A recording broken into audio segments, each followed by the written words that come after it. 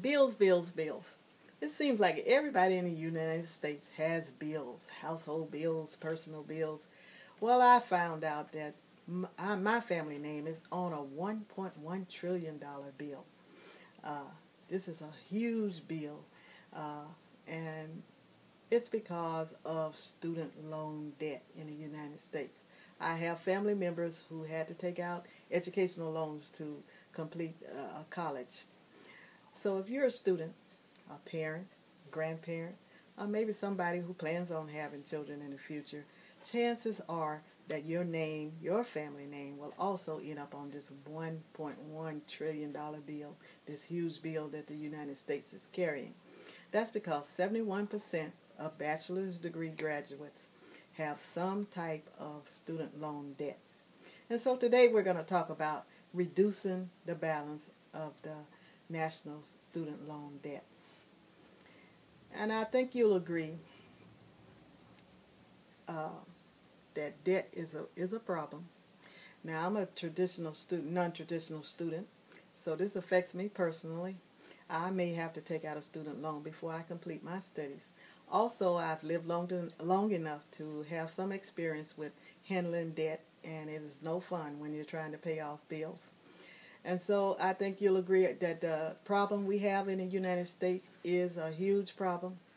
It is something that we need to take action on for ourselves and also for college students of the future. So first we're going to talk about the scope of the problem. Then we're going to talk about taking action on the problem. And then we're going to talk about how we're going to implement the plan of action to reduce this student debt. So first, the scope of the problem. $1.1 trillion is a huge problem. The debt in the United States has just gotten out of hand. And so it is affecting the quality of life. Now, it's important that we address this problem because it is affecting the quality of life. It affects a lot of areas of a person's life. It affects how we work. We might not work in our field that we work so hard in college to accomplish. We might have to work at low-end jobs, or we might have to work multiple jobs, or we might have to do a lot of overtime. This in turn affects family life, and also might even go down to affect your health from the stress of this overworking and worrying about these bills. Also, that it slows down a person reaching their goals.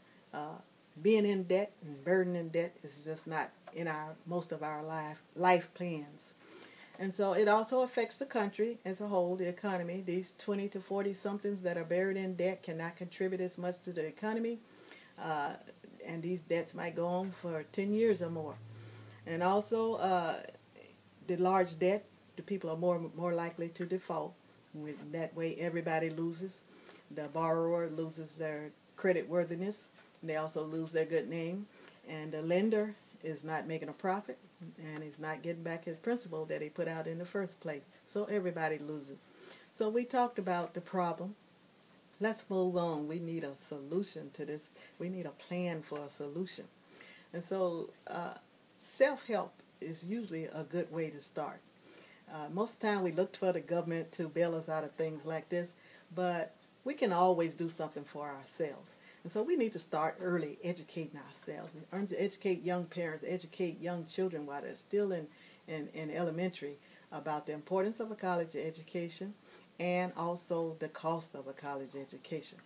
Now, a report put out by the White House in June of 2014 stated that a college graduate with a bachelor's degree will earn 27% more money than a high school graduate. So it's important to get the education.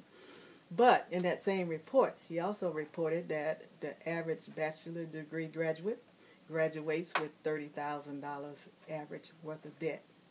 And that's 71% of those bachelor degree candidates. And so that's a lot of people affected by debt. And so we need to get busy on this. We need to look for creative ways to finance college. We need to emphasize looking for free money, keeping those grades up, and looking for scholarships, work study. We need to get a mind to work while we're in school. The more you work in school and pay off your bills, the less you'll have to pay when you get out of school, the more money you'll have to keep with your family. We need to investigate loan forgiveness programs. If you plan on working in a service field or a high needs field, such as the medical field, nursing, some policemen, military, some of these programs offer loan forgiveness. You just need to investigate those, and you can't get them if you don't apply for them. Also, we need to learn to save. Americans just don't save. We need to learn to save money and start saving it at an early age, so that when the child gets to be 18, they'll have funds available to go to school. And so there are a lot of things that we can do to help ourselves. So we looked at a plan. Now, how do you implement this plan? You need to just start doing it. Like Nike say, just do it. You can't do all the elements, but if everybody who has debt or everybody who plans on having student loan debt would start to implement these plans, then in 10 years or so, I'm sure the debt will be reduced, or at least the growth of it will have slowed down. The kids who will be graduating can graduate with less debt or maybe even no debt. The ones who already have debt, maybe they can pay it off faster. And then when they learn how to do these things, they can contribute back to the community by training the next generation to do better. And so if we do nothing, then this huge debt that's growing by thousands every second is just going to double, quadruple, and just keep on going and going. And just, if you think it's out of hand now, then it will really be out of hand.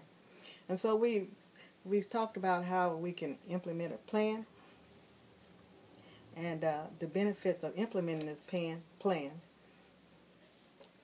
And so what can we take away from all of this? We can take away that we need to remember that this is a real problem in the United States, this student loan debt, and that we need to take it personally, individually, and just start working on it, and to reduce our own personal debts and our debts in our community, and then the big one will come after that. Also, we just need to take action. Educate if you can. Work if you can. If you're the one in debt, do a little bit more to pay it off. Whatever you can do, whatever you have to do to take some action to implement these elements that we have in this plan. And then remember that every big thing is just a conglomeration of smaller things. So this huge $1.1 trillion debt is not insurmountable if we tackle our own personal debt one debt at a time. If we get rid of the small ones, we take a chunk out of the small ones, then the big mountain of $1.1 trillion is going to have to come toppling down. So I thank you for listening today, and have a good day.